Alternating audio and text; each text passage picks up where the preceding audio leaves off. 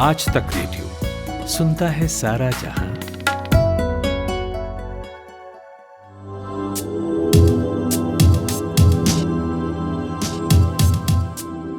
नमस्कार, आप सुन रहे हैं आज तक रेडियो का स्पेशल पॉडकास्ट कोरोना कवरेज। मेरा नाम खुशबू है। इस पॉडकास्ट में बात होती है कोरोना से जुड़ी सारी खबरों पर जिसे आपका जानना ज़रूरी है, चाहे वह कोई मेडिकल रिसर्च हो, वैक्सीन अपडेट हो या केसेस के घटते बढ़ते मामलों का एनालिसिस हो। भारत में अब धीरे धीरे प्रतिबंध खुलने लगे हैं। अप्रैल और मई में कोरोना की दूसरी बेहद भयंकर लहर ने देश में भारी तबाही मचाई, लेकिन जून में संक्रमण की दर कम होती देख प्रशासन ने अधिकांश राज्यों में कोरोना से संबंधित प्रतिबंध या तो हटा लिए हैं या बहुत मामूली प्रतिबंध लागू हैं। जबकि जानकार कह रहे हैं कि कोरोना की तीसरी लहर अगले कुछ ही महीनों में दस्तक दे सकती है। बल्कि कुछ विशेषज्ञों ने तो ये भी कहा है कि तीसरी लहर 10 से 12 हफ्तों में ही आ सकती है। लेकिन ये अब तक साफ नहीं है कि तीसरी लहर कितनी घातक होगी या फिर घातक नहीं भी हो सकती है। इस पर कुछ एक्सपर्ट्स ने कहा है कि तीसरी लहर आएगी, लेकिन ये दूसरी लहर जितनी खतरनाक नहीं होगी। ज़्यादातर लोगों में कोरोना के नए वेरिएंट डेल्टा और डेल्टा प्लस को लेकर भी चिंताएं हैं। कुछ का मानना है कि नया delta plus variant corona vaccine पर भी भारी पड़ सकता है। ये तो तीसरी लहर की ही बात हो रही है। वैज्ञानिकों के अनुसार संक्रमण की और लहरें आ सकती हैं, लेकिन ये कितनी भयावह होगी ये कई कारकों पर आधारित है, जैसे हम कितना वैक्सीनेशन करते हैं, वैक्सीनेशन का प्रभाव कितना है, कितना सुरक्षित है, वगैरह वगैरह। इस कड़ी में एक रिपोर्ट आई है Tata institute of fundamental research की। उन्होंने अपनी रिपोर्ट में दावा किया है कि मुंबई में कोरोना की तीसरी लहर का ज़्यादा असर नहीं होगा, क्योंकि यहाँ पहले ही 80% लोग संक्रमित हो चुके हैं। मुंबई वासियों में कोरोना के खिलाफ हर्ड इम्यूनिटी काफ़ी बढ़ गई है, जिसके चलते कोरोना की तीसरी लहर का मुंबई पर बहुत ज़्यादा असर नहीं होगा। ये अपने आप में ही एक अच्छी खबर से कम नहीं लगती। लेकिन साथ में ही TIFR के डीन डॉक्टर संदीप जुनेजा ने बताया कि अगर लोगों को फिर से कोरोना होता है तो संक्रमण के मामलों में इजाफा होगा, यानी अगर रीइंफेक्शन होगा तो केसेस बढ़ सकते हैं और इसी बात पर निर्भर करेगा कि तीसरी लहर कैसी होगी। मैंने इस पूरे रिपोर्ट को और इसकी इम्पोर्टेंस को समझने के लिए बात की पब्लिक हेल्थ पॉलिसी एक्सपर्ट और लेखक डॉक्टर चंद्रकांत लहरिया से। उनसे सबसे पहला सवाल तो यही पूछा कि TIFR की रिपोर्ट को लेकर वो क्या सोचते हैं। इस समय जब हम महामारी की तैयारी, तीसरी लहर की तैयारी कर रहे हैं, तो जरूरी है कि हम लोकल एविडेंस जो डेटा उपलब्ध है उसका सही तरीके से इस्तेमाल करें। तो इस लिहाज से जो TIFR की रिपोर्ट आई है काफी महत्वपूर्ण है। उस रिपोर्ट में देखा गया है कि मुंबई में किस तरह से इन्फेक्शन फैला और आगे क्या संभावना है। हम जानते हैं कि जितना अधिक लोगों में संक्रमण पहले हो चुका होता है और जितनी कम आबादी उसके बाद ससेप्टेबल रह जाती है, तो उतना ही कम संभावना अगली लहर की होगी। तो चूंकि पाया गया है और एनालिसिस में देखा गया है कि मुंबई में काफी अधिक संक्रमण पहले से ही हो चुका है, तो इस आधार पर यह निष्कर्ष निकालना कि अगली लहर का संक्रमण कम होगा क्योंकि ससेप्टेबल पॉपुलेशन कम है, काफी हद तक सही है। यह थोड़ा गाइडेंस प्रोवाइड करता है, लेकिन साथ में हमें हर परिस्थिति के लिए तैयार रहना चाहिए। डॉक्टर, ये बाकी उन राज्यों के लिए कितनी अच्छी न्यूज़ है जो मुंबई जैसे ही प्रभावित रहे हैं कोरोना के दौर में? मैं कहूँगा कि हर राज्य को, हर बड़े शहर को अपने लिए अलग से आकलन करने की जरूरत है, क्योंकि हम देख चुके हैं कि कुछ बड़े शहरों जैसे दिल्ली हो गया, मुंबई, बेंगलुरु, कोलकाता और चेन्नई में निश्चित रूप से एक जैसी परिस्थितियां हैं और वहां पर संक्रमण की दर भी अधिक रही। लेकिन अगर हम यह कहना चाहें कि यही बात उस बात के लिए लागू है जो अन्य परिस्थितियां हैं, तो यह उचित सही नहीं होगा, क्योंकि यह सिर्फ बड़े शहरों पर जहां पर अधिक संक्रमण हुआ है उन्हीं के लिए लागू है, बाकी लोगों के लिए इसको नहीं कह सकते। तो जैसे छोटे शहर हो गए, राज्यों की राजधानियां हो गई या अन्य जगहों पर उनको अपना खुद का आकलन और एनालिसिस करना चाहिए, उसी के आधार पर वो निर्णय कर सकते हैं। इस रिपोर्ट में हालांकि ये भी बात कही गई है कि तीसरी लहर घातक होगी या नहीं ये रीइंफेक्शन पर ज़्यादा डिपेंड करेगी। कितना चैलेंजिंग होगा अगर ये इतने इन्फेक्टेड लोग फिर से रीइंफेक्शन के शिकार होते हैं? देखिए, तीसरी लहर इस बात कुछ मुख्य बातों पर निर्भर करेगी, जैसा कि पहले लोग कितने संक्रमित हो चुके हैं और उनकी इम्यूनिटी किस स्तर पर, किस रफ्तार से गिरती है। अगर समय के साथ इम्यूनिटी कम होती जाती है तो फिर से उनको संक्रमण की संभावना रहती है। दूसरी इस बात पर भी निर्भर करेगी कि नए वेरिएंट्स आ रहे हैं, उनकी ट्रांसमिसिबिलिटी और गंभीर बीमारी करने की क्षमता कितनी है। तीसरी बात रहेगी कि जो वेरिएंट्स आ रहे हैं वो कितना री इन्फेक्शन करते हैं। चौथी, लोगों का कोविड अप्रोप्रिएट बिहेवियर किस हद तक है, लोग कोविड के बारे में कितना पालन करते हैं और किस हद तक कोविड अप्रोप्रिएट बिहेवियर करते हैं, यह भी निर्धारित करेगा।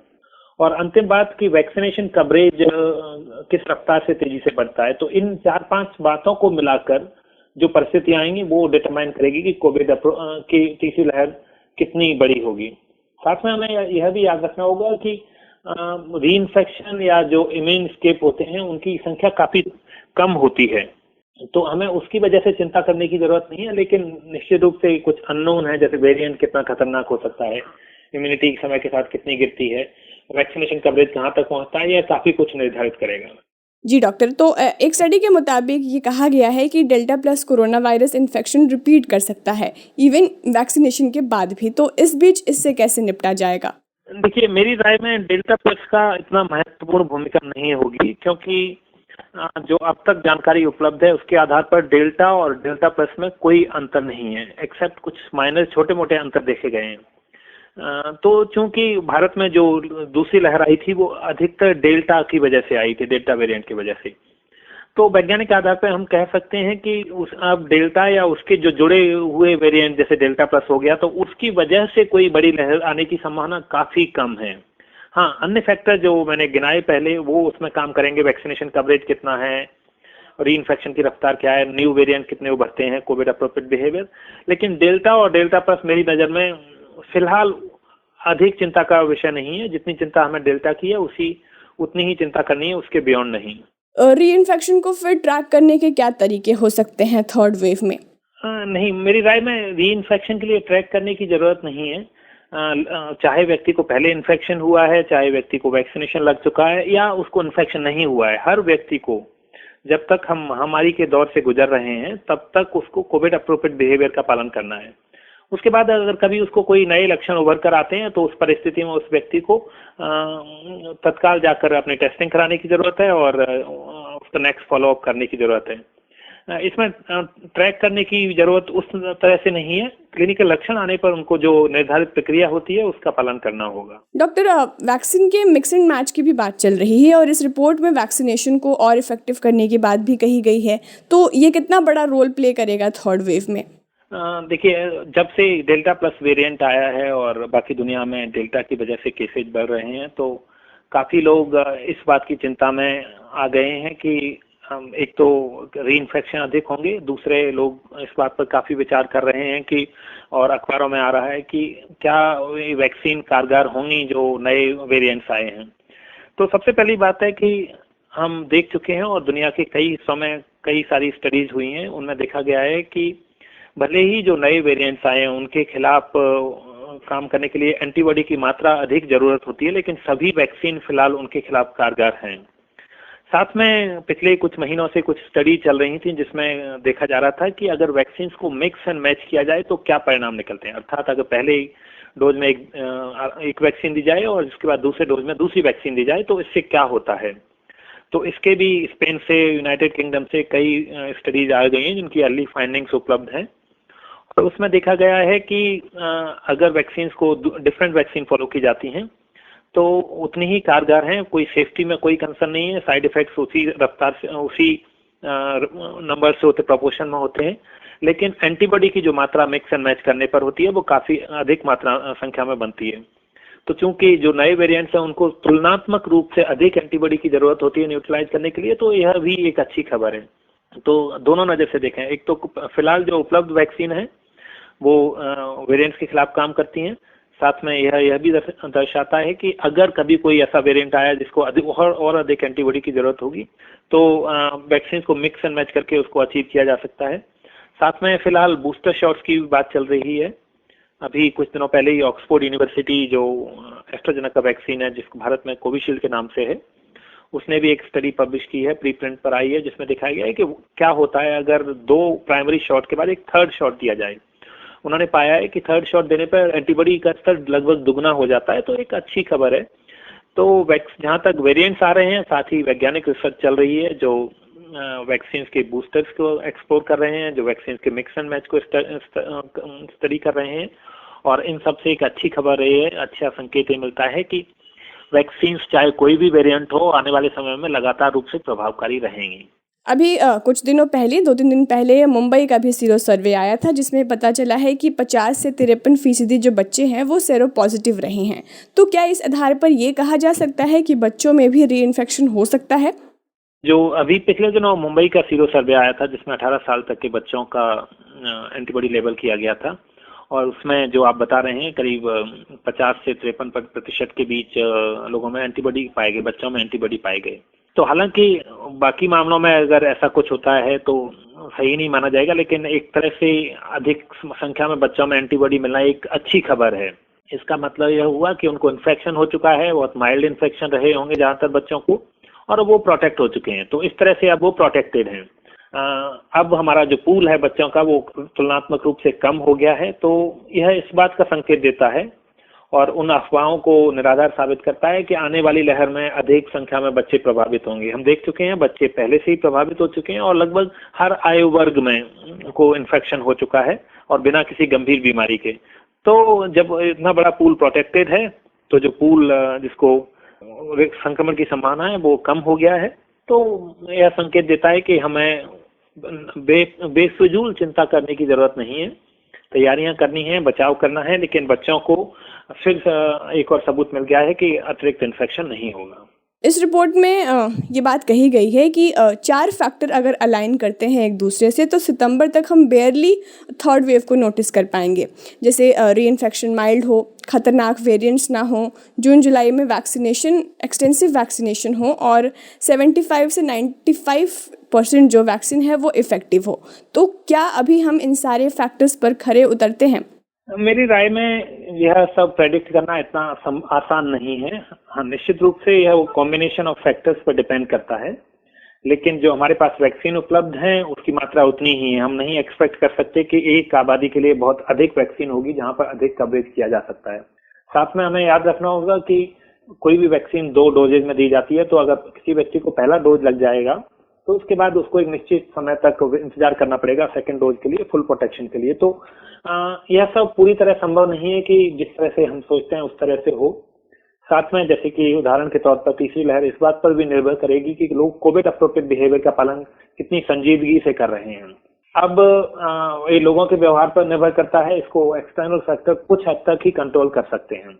एक बात साफ है कि वैक्सीनेशन, वेरिएंट, इम्यूनिटी को गिरते जाना और कोविड अप्रोप्रिएट बिहेवियर का कॉम्बिनेशन डिटरमाइन करेगा कि अगली लहर कब आएगी। लेकिन साथ में हमें यह भी याद रखना होगा कि अगली लहर हर जगह अलग अलग समय पर आ सकती है। मुंबई में मान लीजिए एक अलग समय पर आएगी, दिल्ली में अलग समय पर आएगी, क्योंकि जो 4 फैक्टर्स की हमने बात की है वो हर परिस्थिति में अलग अलग होंगे।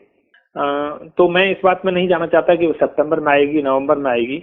अगर लोग कोविड अप्रोप्रिएट बिहेवियर का पालन किसी भी वजह से एकदम छोड़ दें और बाजारों में भीड़ लगने लगे तो वो 4 से 8 सप्ताह में आ सकती है। उसी की दूसरी तरफ अगर लोग पूरी तरह कोविड अप्रोप्रिएट बिहेवियर का पालन करें तो हमें कुछ समय मिलेगा जनता को वैक्सीनेशन करने का, और उसके बाद वो लहर डिले हो सकती है। तो ये सारे कॉम्बिनेशन होंगे जो प्रोजेक्शंस किए जाते हैं, इन सब फैक्टर्स को माइंड में रख के और उनको दिमाग में रख के किए जाते हैं। तो अभी मैं प्रेडिक्ट नहीं करूंगा, लेकिन कहूंगा कि ये 4 फैक्टर्स को याद रखने की जरूरत है। तो ये थे डॉक्टर चंद्रकांत लहरिया। बहुत बहुत शुक्रिया डॉक्टर। तो फिलहाल आज के कोरोना कवरेज को यहीं विराम देते हैं। मिलते हैं आपसे अगले सप्ताह कुछ नए टॉपिक और एनालिसिस के साथ। तब तक मुझे दीजिए इजाज़त। स्टे कनेक्टेड, स्टे सेफ और सुनते रहिए आज तक रेडियो। नमस्कार।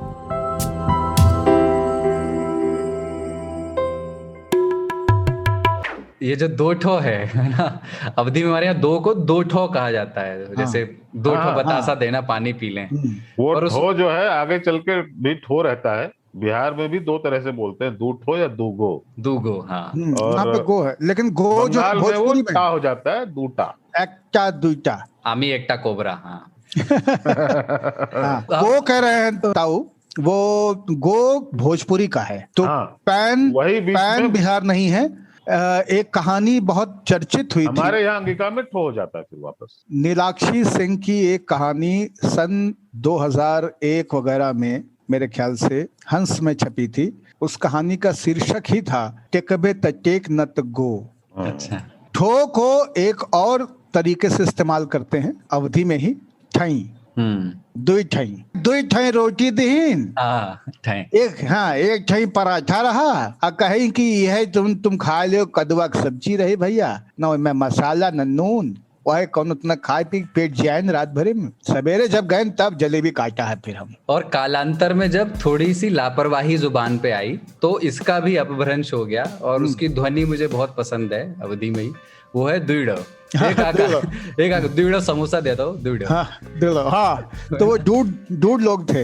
बाइक की चाबी निकाली और उतरने से पहले ऑर्डर देते थे, दुईड़ो समोसा दे। तो हम लोग अवधि में मजाक बनाते थे, जब शोले पिक्चर का, और शोले का ही सबसे ज्यादा मजाक बना भी है उसका, जब अवधिकरण करते थे ताऊ हम लोग तो यही करते थे कि का हो क्या बनाई रहे, सरदार 3 ठई रहे वही 3 रहे, तुम दुई तहिना लौटी आयो खाली हाथ ससुरे।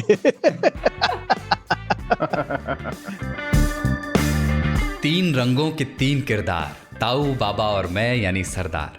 हर हफ्ते हम करते हैं बतकही, सारे जहान का ज्ञान और मजेदार गप भी। सुनिए हमारा वीकली पॉडकास्ट 3 ताल, नया हफ्ता नया बवाल। आज तक.in/रेडियो के साथ साथ स्पॉटिफाई, जियो सावन, एप्पल पॉडकास्ट और गूगल पॉडकास्ट जैसे ऑडियो प्लेटफॉर्म्स पर।